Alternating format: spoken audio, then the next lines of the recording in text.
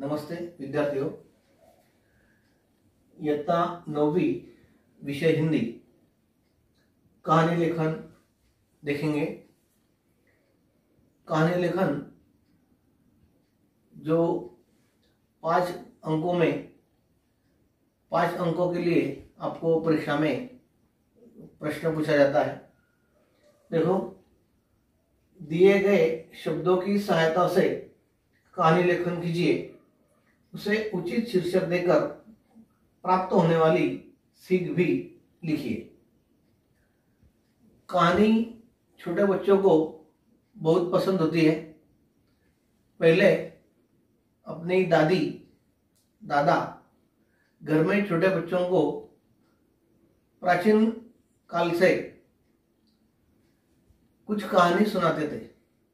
राजा की कहानी, महारानी की कहानी, आध्यात्मिक कहानी या कोई और कहानी होती तो बच्चों को भी बड़ा प्यारा लगता था।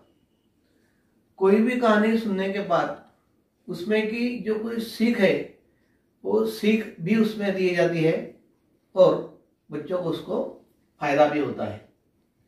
अलग अलग किस्म के कहानी सुनाकर अच्छे संस्कार भी अपने घरों में ही किए जाते हैं। अभी देखिए, अलग अलग शब्द है, शब्द की सहायता से कहानी का लेखन करना है और उचित उसे शीर्षक भी देना है और उससे जो सीख है सीख भी देखना है। 4 शब्द दिए हैं: अकाल, तालाब, जन सहायता और चौथा है परिणाम। अभी अकाल यानी क्या? अकाल आपको पता होगा। अकाल यानी जहां पे बरसात नहीं होती, कभी कभी नहीं होती, तो वहां पे पीने के लिए, खेती के लिए पानी नहीं मिलता, उसको अकाल कहा जाता है कि बहुत पानी की समस्या होती है। यानी वो जो परिसर है वो सूखा पड़ता है और सूखा पड़ने के कारण लोगों को पानी पीने के लिए नहीं मिलता, दिक्कतें आती है। खेती में पानी नहीं मिलता, इसलिए बीज भी उगाया नहीं जाता है। दूसरा है तालाब। तालाब आपको पता होगा कि तालाब के अंदर पानी होता है और तालाब से पीने की पानी की समस्या दूर होती है। कपड़े धोना है, नहाना है या खेती करना है, जानवरों को, जो पशुओं को पानी है वो पानी भी तालाब के पानी से दिया जाता है। जन सहायता, जन यानी लोग सहायता करते हैं, किसी एक काम के लिए लोग एकजुट होते हैं। आखिरी है परिणाम।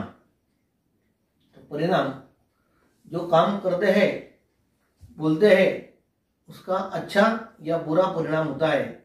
तो अभी ऐसे जो 4 शब्द दिए हैं, 4 शब्दों के उपयोग कर आपको एक कहानी, जो अच्छी कहानी है वो अच्छी कहानी लिखना है। तो अभी कहानी देखेंगे कि अकाल, तालाब, जन सहायता और परिणाम, चारों का सहायता से अपन उसकी कहानी तैयार करेंगे। देखिए, कहानी लेखन।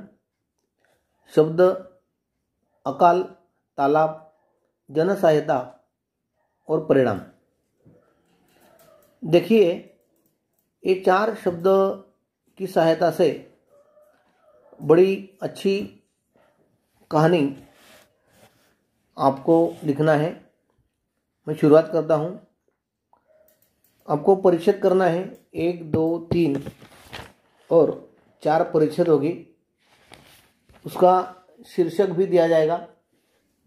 उचित शीर्षक है जहां चाह वहां राह। मई महीनों की भयंकर गर्मी के बाद जून का आगमन होने जा रहा था। गांव के सभी लोग बारिश की प्रतीक्षा करने लगे। बारिश हो तो खेतों में बुआई की जाए। जून और जुलाई भी निकल गया, लेकिन बारिश का कोई पता नहीं था। लोग बहुत चिंतित हो गए। आसपास के पूरे क्षेत्र में अकाल पड़ गया। गांव के कुएं सूखने लगे, पीने का पानी मिलना भी मुश्किल हो गया था। चारे के अभाव से पशु मरने लगे। गांव के लोग परेशान हो गए, कोई उपाय नहीं ढूंढ पाए, क्या करें। एक दिन गांव के स्कूल में ऑफ पीरियड में 9वीं कक्षा के अध्यापक और विद्यार्थियों में अकाल के बारे में चर्चा होने लगी। बहुत ही चर्चा के बाद उत्साही और जोशीला अनिकेत ने सुझाव दिया कि गांव में एक तालाब बनाया जाए।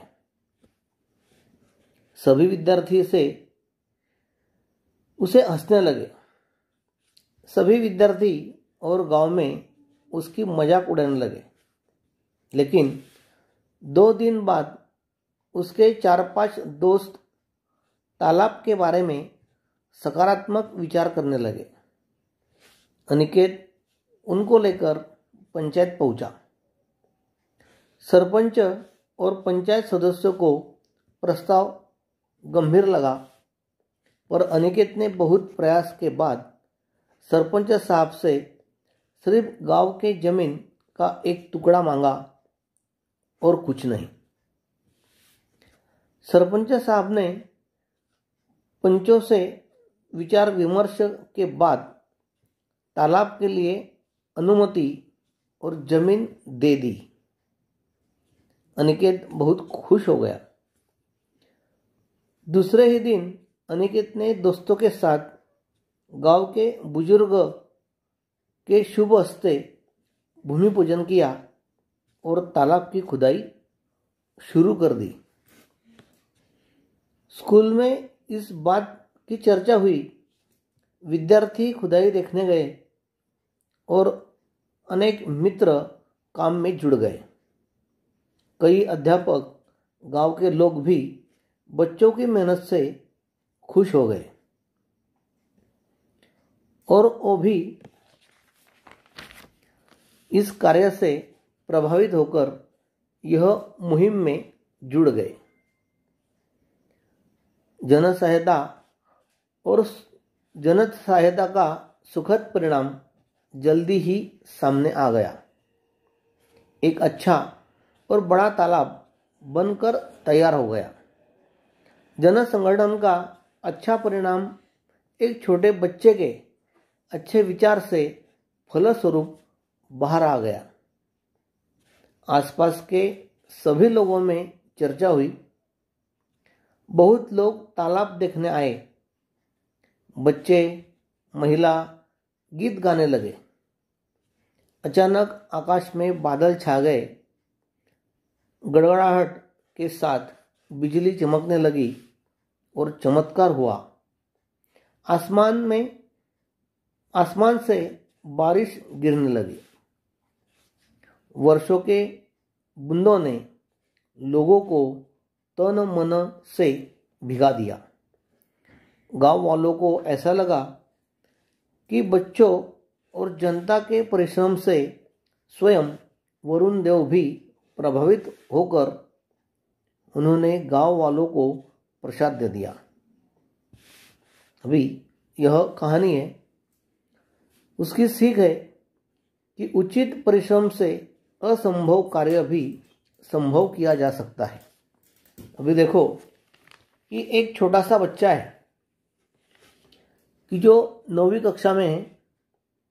9वीं कक्षा का जो बच्चा जब गांव की समस्या उसके सामने उसकी कक्षा में आती है, सब बच्चे, अध्यापक उस पर चर्चा करते हैं, तो उसे बहुत अलग अलग उपाय वो सोचता है और किताबों में जो पढ़ा है कि तालाब में पानी होता है, पानी का जो उपयोग है खेती के लिए, पीने के लिए पानी या जो पशुओं के लिए पीने का पानी उसे मिलता है।